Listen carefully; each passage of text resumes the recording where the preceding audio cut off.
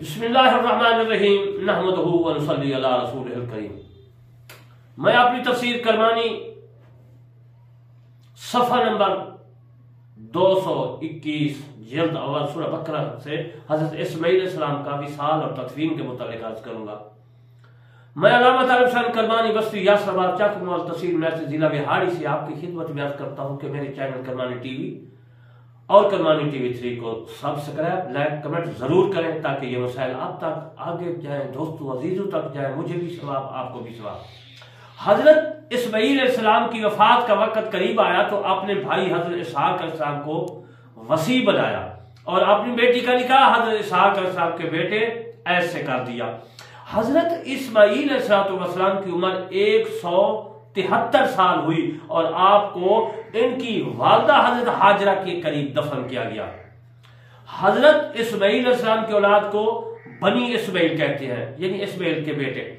اسی میں سے رسول اللہ صلی اللہ علیہ وآلہ وسلم کی اولاد حضرت وسلم بھی اسی حضرت اسماعیل صلی اللہ علیہ وسلم کی اولاد ہے۔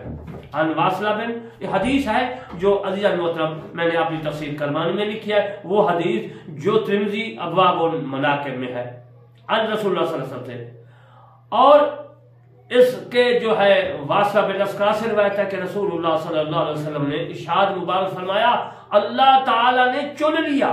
اولاد حضرت ابراہیم علیہ السلام سے حضرت اسماعیل علیہ السلام کو، اور ان سے بنی کنانہ کو، اور ان میں سے قریش کو، اور ان میں سے بنی ہاشم کو، اور ان میں سے مجھ کو، یعنی آپ خلاصہ و موجودات اور اشراف اولاد حضرت ابراہیم علیہ السلام سے ہیں۔ اور ابن عباس سے حدیث ہے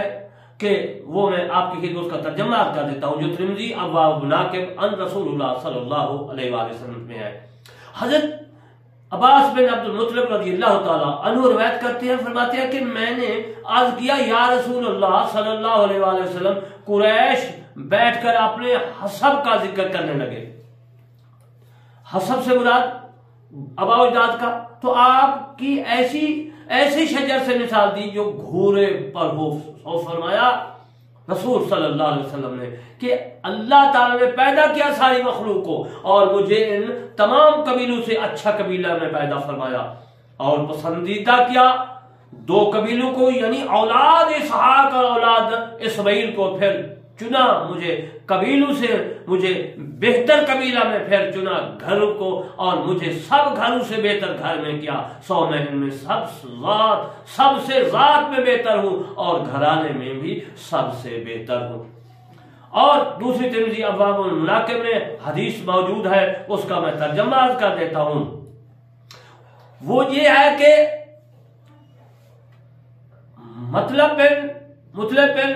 ودا سے روایت ہے کہ حضرت عباس رضی اللہ تعالیٰ عنہ سے کے پاس جو رسول اللہ صلی اللہ علیہ وسلم کے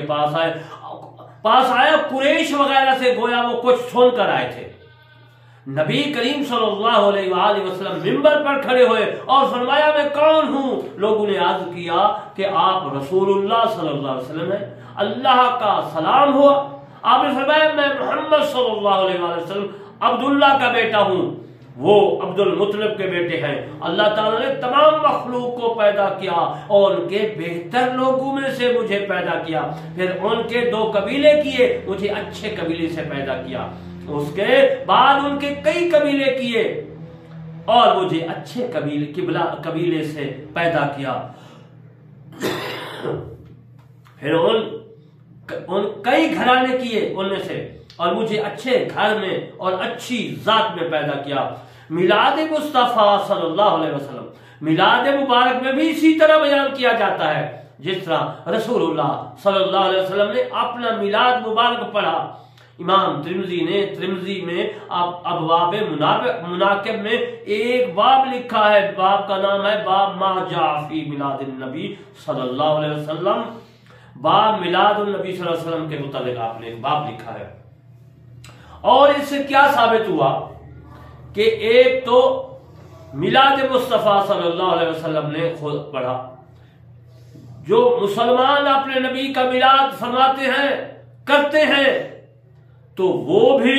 اسی سلسلہ میں رسول اللہ علیہ وسلم کا نام کہ عبداللہ سے عبد المطلب، اسی طرح ان کی جو ہے نسب نما بیان کرتے ہیں، ان کی تعریف کرتے ہیں۔ وَأَمَّا بِنِعْمَتِ رَبِّكَ فَحَدِّثْ، خود اللہ تعالیٰ نے فرمایا میرے محبوب کی مشہوری چرچا کرو، میرے محبوب کی تعریف کرو۔ تو جناب میلاد میں بھی تعریف ہوتی ہے۔ ان تمام حدیثوں سے یہ ثابت ہوا کہ میلاد منانا جائز ہے۔ جو میلاد مصطفیٰ کو نہیں مناتے وہ ان حدیثوں سے تھوڑا سا بلکہ بہت سے دور ہے۔ اور دوسرا میں بھی عرض کرتا چلوں کہ جو عباس رضی اللہ تعالیٰ عنہ سن کر آئے تھے یہودیوں کافروں سے، تو میرے مصطفیٰ صلی اللہ علیہ وسلم کا جو ہے نسب نما غلط جو ہے بیان کر رہے تھے کہ یہ ہے، میں کیا لفظ جو ہے استعمال کروں، میری زبان قاصر ہے ان الفاظ کے استعمال کرنے سے، تو گستاخانہ الفاظ کر رہے تھے۔ تو جناب پھر میرے مصطفیٰ صلی اللہ علیہ وسلم نے خود منبر پر کھڑے ہو کر اپنا نسب نما جو ہے میں نے جو عرض کیا فرمایا، اور اس سے یہ بھی ثابت ہوا کہ کوئی انسان یہودی ہو، عیسائی ہو، کسی مذہب کا عقیدے کا ہو، وہ کلمہ پڑھنے والا مسلمان ہو، جو میرے مصطفیٰ صلی اللہ علیہ وسلم کا نسب نما غلط پڑے گا، ان کی بے ادبی کرے گا، تو جن محترم تعریف نہیں کرے گا، تو ان کے سامنے پھر میرے مصطفیٰ صلی اللہ علیہ وآلہ وسلم کا نسب عبداللہ، اس کا باپ کا نام ہے، یہ کہنا پڑے گا کہ اچھے گھرانے سے پیدا ہوا میرے مصطفیٰ صلی اللہ علیہ وسلم، اور اچھے گھرانے سے عبداللہ، اچھے گھرانے سے عبداللہ، اسی طرح ان کے سامنے کھڑے ہو کر بیان کرنا چاہیے کہ میرے مصطفیٰ صلی اللہ علیہ وسلم کا یہ نسب نما ہے، اتنی تعریف ہے، تاکہ ان کے اوپر روب پڑے، اور وہ جو ہے اس روب سے، اس تعریف سے شاید کہ ان کے دلوں میں ایمان آ جائے اور مسلمان ہو جائے۔ گو وہ مسلمان ہوں گے لیکن میرے مصطفیٰ کی بے ادبی کریں گے تو مسلمان اسلام کے دائرے سے خارج ہو جائیں گے۔ آج میں نے آپ کو حضور صلی اللہ علیہ وسلم کی میلاد کے متعلق اور انبیاؤں کے متعلق میں نے عرض کیا، اور انشاءاللہ پھر میری زندگی باقی تو حضرت اسحاق علیہ السلام کا بیان کروں گا، کیونکہ میں حضرت آدم علیہ السلام کے پیشے اور ان کے جو انبیاء علیہ السلام اللہ تعالیٰ نے بھیجے ان کے متعلق، اور اسی طرح انشاءاللہ میں آپ کو روشناس کرتا چلوں گا۔ اور آخر میں عرض کرتا ہوں کہ میرے چینل کرمانی ٹی وی اور کرمانی ٹی وی 3 کو ضرور سبسکرائب، لائک، کمنٹ ضرور کرنا ہے، تاکہ آپ کو بھی ثواب، مجھے بھی ثواب، وما علینا الا البلاغ المبین۔